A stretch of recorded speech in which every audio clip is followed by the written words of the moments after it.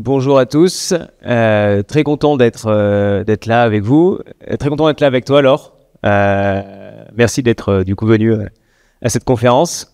En plus, cet horaire est un peu particulier, on va être dans une ambiance assez intimiste puisqu'on va tous passer en phase de digestion ensemble. Donc là, ça va créer une sorte de connexion entre nous. En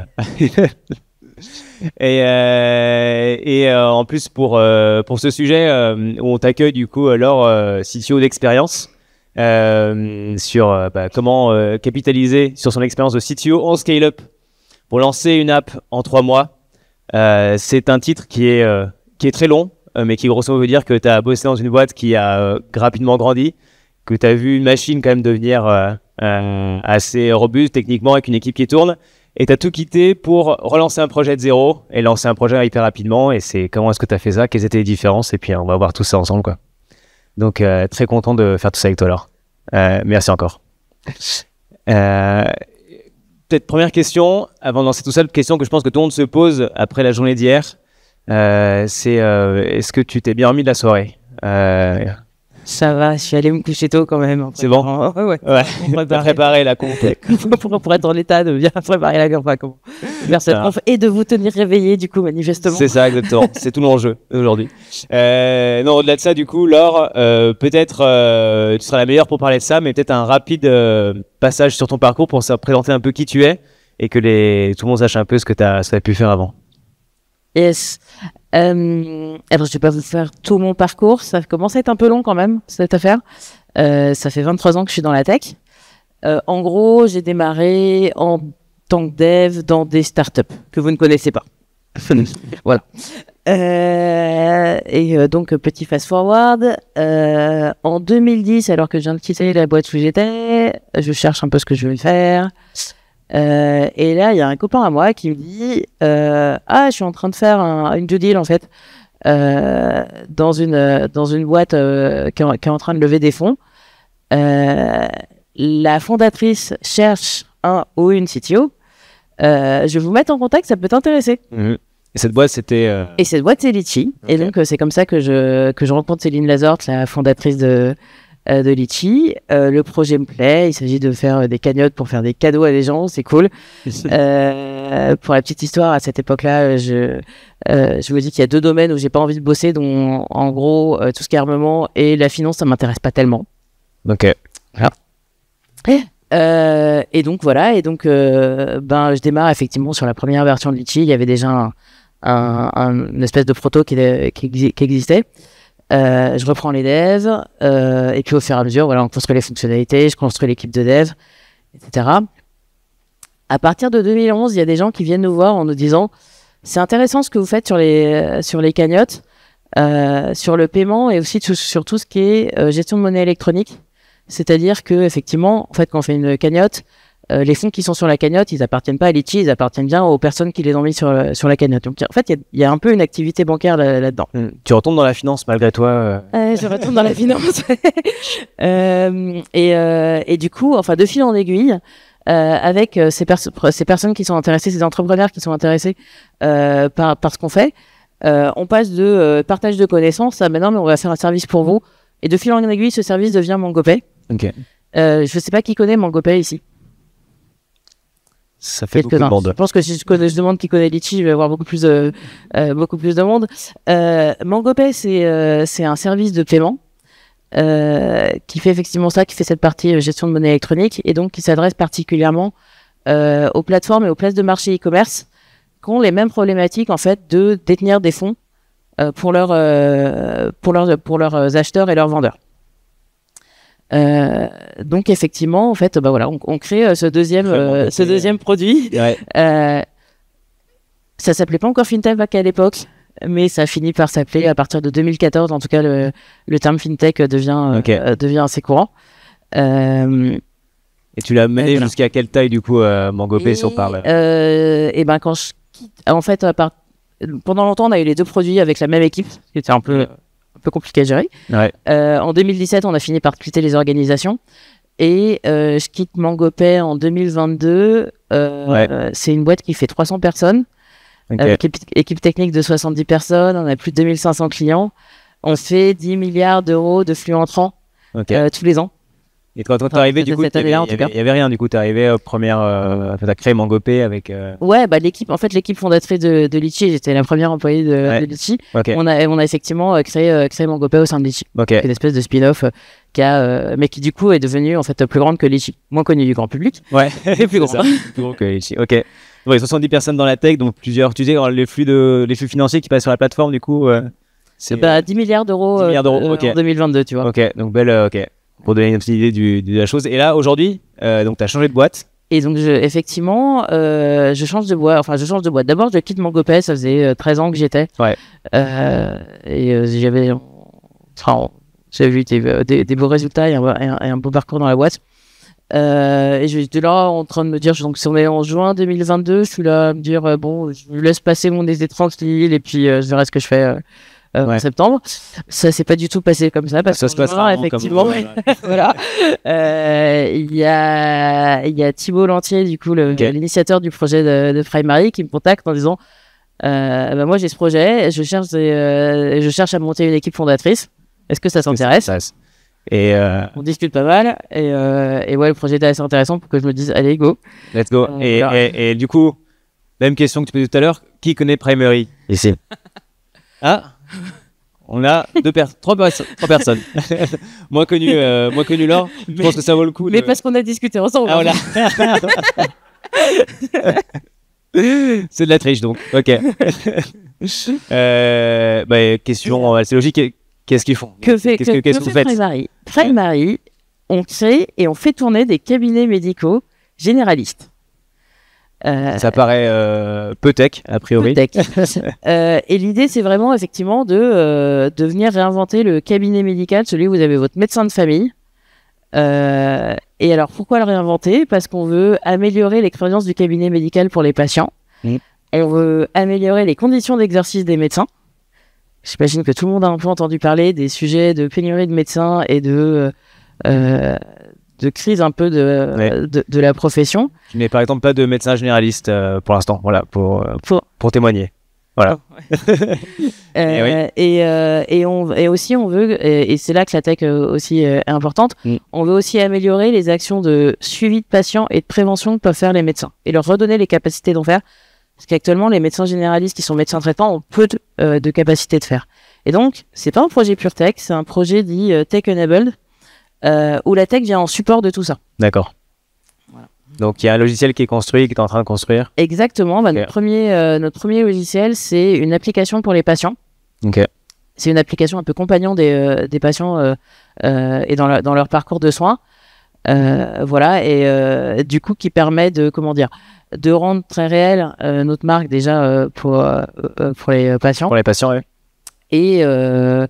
Et effectivement de commencer en fait à faire cette optimisation de process des cabinets, médicaux dans lesquels on travaille. Ok, ça roule. Et toi, quand t'es arrivé chez Primary, du coup, qu'est-ce qu'il y avait en place?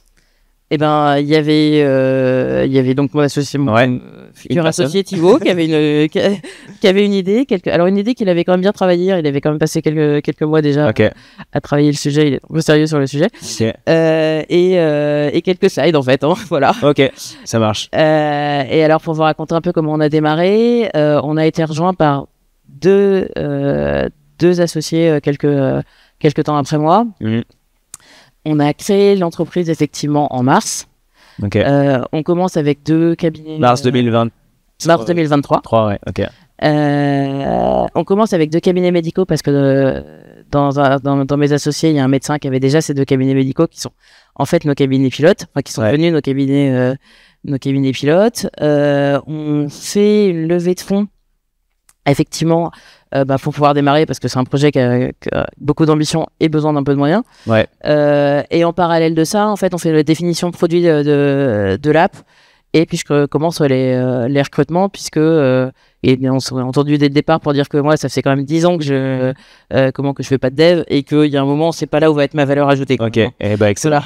Et avant là-dessus, ce point va être assez intéressant, mais avant d'aller là-dessus, du coup, justement, au début de l'aventure, quand le CEO de Premier vient te voir, quel est le brief initial? Parce que là, on dit, OK, lancer une app en 3 mois. Il t'a dit, bah, faut lancer une app en 3 mois. Et, Alors, il me l'a pas dit au démarrage. C'est quand, tu vois, quand on a commencé à réfléchir à notre okay. qu'on s'est dit ça. Ouais, il dit, l'app, c'est 3 mois. Okay. Pourquoi? Alors déjà, pourquoi il me dit ça? Effectivement, en gros, c'est une question, de vitesse d'exécution qu'on doit se mettre effectivement à ce stade du projet, et deux, tout simplement d'aller très vite vers les utilisateurs. Ok. Et puisque en fait cette app, au-delà des patients, elle va aussi toucher les cabinets médicaux et le fonctionnement des cabinets médicaux. Donc on est aussi dans la gestion du changement en fait dans un cabinet médical. Ok. Donc on a tout ça. Donc effectivement, quand il dit app en 3 mois, comment vous dire que je ne suis pas très sereine. Ton cerveau de CTO normalement a mis des barrières. Eh ben, mon cerveau de CTO fait mais non, pas du tout. No way. On n'a jamais en 3 mois le niveau de qualité que je veux en fait sur un produit. Surtout que toi, tu viens de du coup MangoPay, 70 personnes dans l'équipe technique, donc il y a quand même quelque chose, voilà. Qu'est-ce que du coup t'as mis en place pour tenir les délais en fait? Alors qu'est-ce que je mets en place pour tenir des délais? Alors déjà moi quelle démarche je fais? Je me dis ok, pourquoi 3 mois? Ok, c'est un peu là en fait c'est un peu la norme. T'es une startup. Ton objectif de sortie, c'est 3 mois. D'accord. Tu l'as accepté finalement. Ouais, et je suis tombée dans mes recherches dans une citation de Rafe Hoffman, qui est le fondateur de LinkedIn, qui dit If you're not embarrassed by the first version of your product, you've launched too late. Ouais. Voilà. Celle-là, je me la suis affichée en disant bon, ok, objectif. Et qu'est-ce que je mets en place? Effectivement. Déjà, on regarde la priorisation effectivement du projet, autant en fonctionnel. On a un certain nombre de fonctionnalités cibles. En fait, comment on les classe dans quel ordre on les fait quoi. Ouais. Je prends ma jolie liste de non-functional requirements, donc tout ce qui est spec non fonctionnel. Je dis bon, alors j'abandonne quoi. Ça c'était un peu conflictuel ou pas du coup pour c'était un conflit entre moi et moi en fait. J'ai géré toute seule. Mais voilà tout ce que j'avais effectivement sur la sécurité, la robustesse de l'application, la résilience, la maintenabilité, etc. Je fais bon, on va pas faire tout ça tout de suite. C'est pas grave. Ça change aussi la manière dont je recrute, puisque je suis en train de recruter l'équipe. D'une part, d'avoir des gens qui vont être opérationnels tout de suite. Donc, par exemple, alors que j'aime pas tellement le faire, je recrute sur des compétences sur une stack technique précise qui est la stack que j'avais définie. Ok. Pour qu'effectivement, il n'y ait pas de montée en compétences particulière sur cette stack et qu'on puisse démarrer tout de suite. Je vérifie avec les gens que je recrute qu'ils sont OK avec cet objectif-là, avec cette vitesse d'exécution. Et donc, je leur dis, bon voilà, on veut cette vitesse d'exécution. Des fois, ça va venir, ça va être au détriment de la qualité de ce qu'on va faire ou de la maintenabilité, etc. Comment vous vous sentez par rapport à ça? Est-ce que c'est OK pour vous? Est-ce que c'est YOLO? De toute façon, vous êtes, vous l'avancez et puis en fait, la maintenabilité de l'app, et vous en fichez, ou est-ce que en fait, ça va être douloureux, quoi.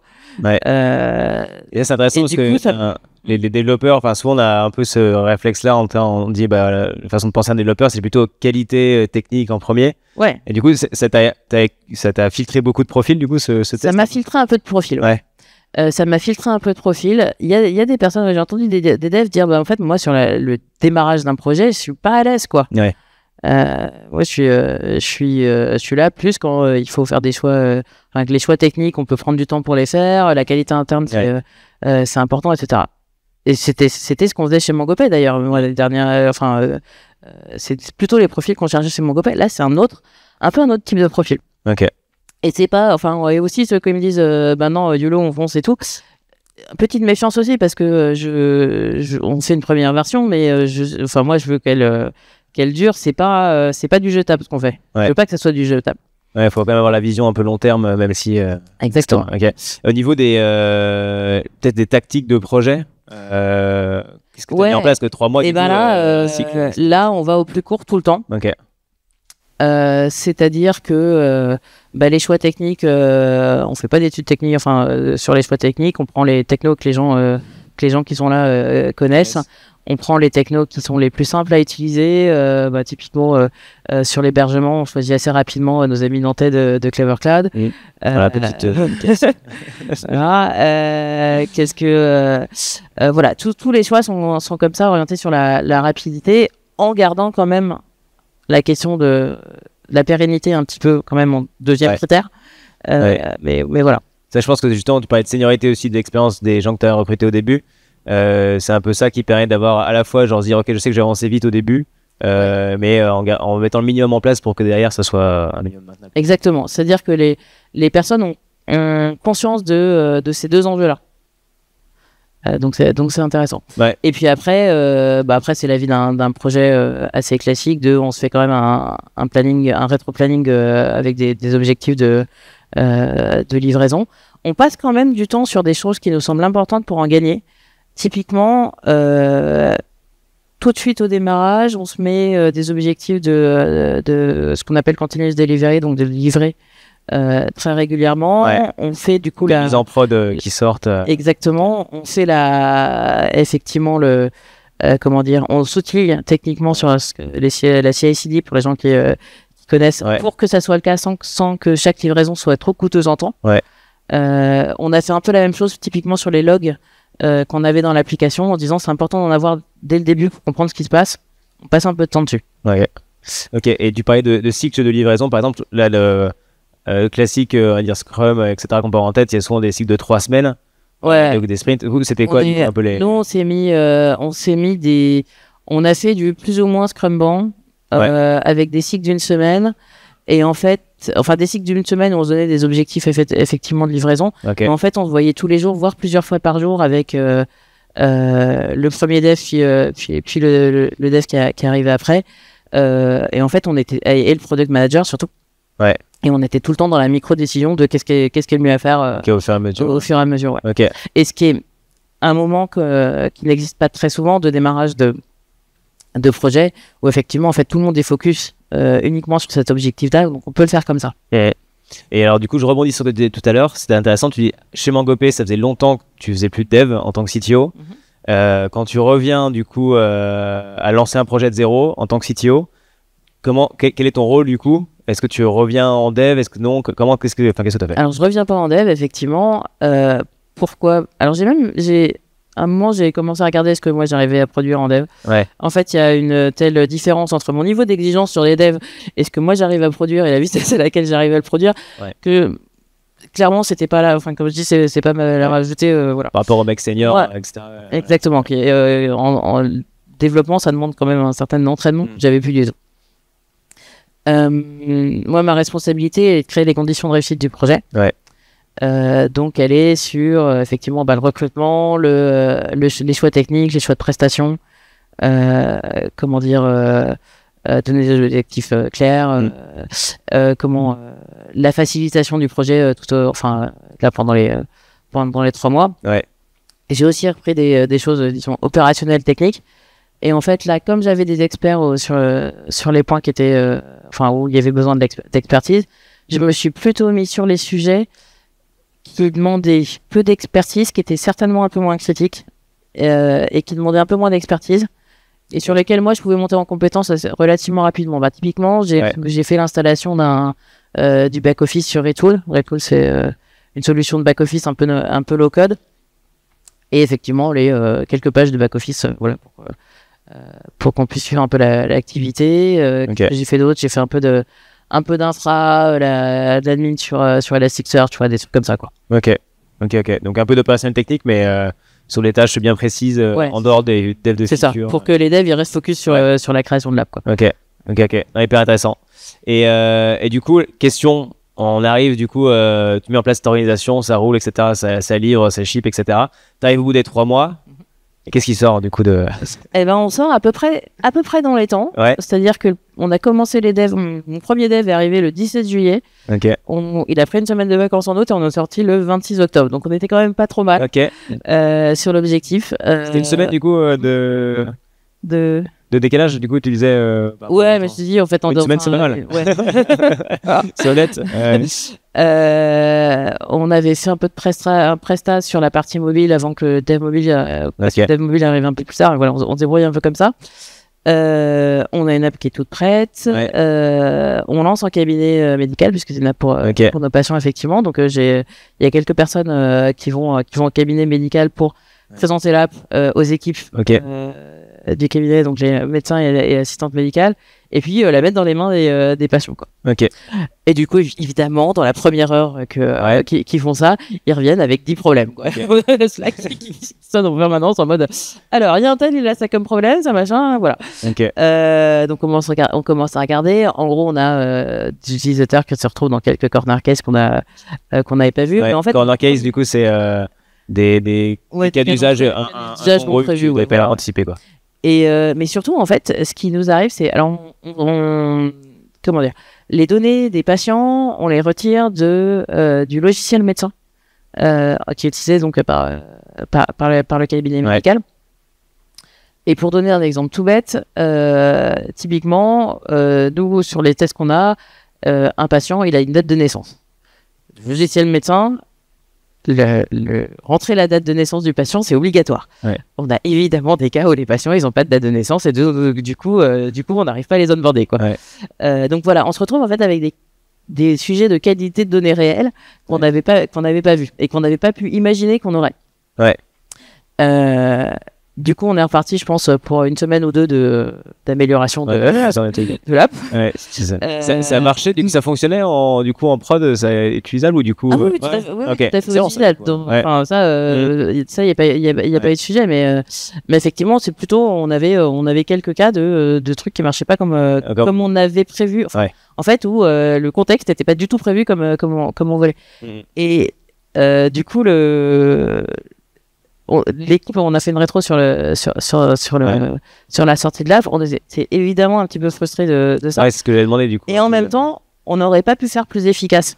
C'est-à-dire que, à part mettre cette app dans les mains des utilisateurs, ces cas-là, on les aurait jamais vus en fait. Ouais. On n'aurait pas, enfin voilà. Impossible.